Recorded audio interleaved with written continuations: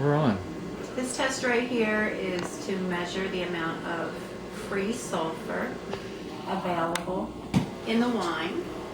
And the reason why we talk about free sulfur is to determine is our wine not oxidating while it's resting and while it's maturing. So what the winemaker likes to know is if there's sulfur, natural sulfur that's not in the product anymore, then maybe we might add a little bit to that to protect our wine so it doesn't oxidize. How often do you have to do these tests, Kim? The winemaker likes to do this test usually once a month with every wine prior to it being bottled. And what we're doing here with the white wine is we're just heating it up a little bit to get some of the carbon dioxide out of the wine. Sometimes that will give us a false reading on our sulfur reading. So our whites we always heat up a little bit, then we're going to cool them off. And then after we cool them, we're going to add about 20 milliliters of the wine into this apparatus here, and it's going to combine with our reagent here. And then after that runs for about 15 minutes, we take this sample of wine out of here, and we'll add another formula to it, and then we can calculate our free sulfur that is available. Sounds like an awful lot of work to me. I'm glad you do it. Now that chemical, that green chemical, what is it that's in that beaker up there? It's just a reagent, we call it. It's a chemical formulation that will help us determine how much sulfur is left in our wine. So it's a chemical process that occurs during this time. So for example, this is a white wine we're testing. If the free sulfur is under 20, then Darren likes to know that parts per million because he understands that it might become low.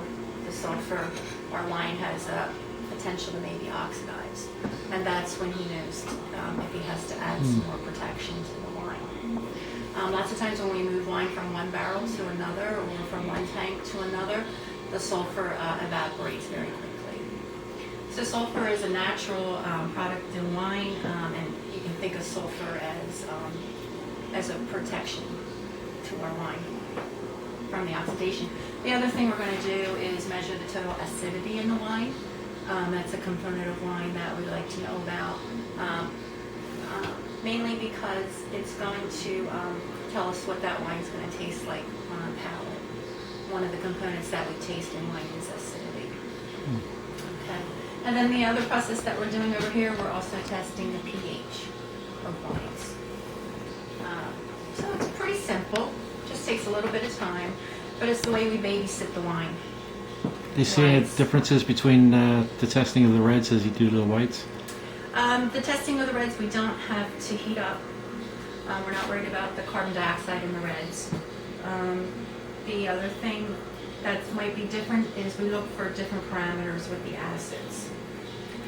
Darren likes the reds to be, not the acids, the pH. He likes the pH of the reds to be between 3.2 and 3.7, and the whites between 3.4 and 3.8. So what I do if I get deviations from those parameters, then I would just notify Darren, the winemaker.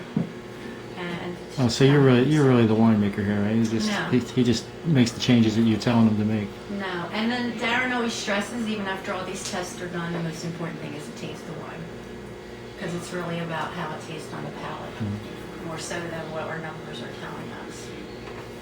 And I can't tell you anything else because then those are top secrets, and Toby would have to kill me if I.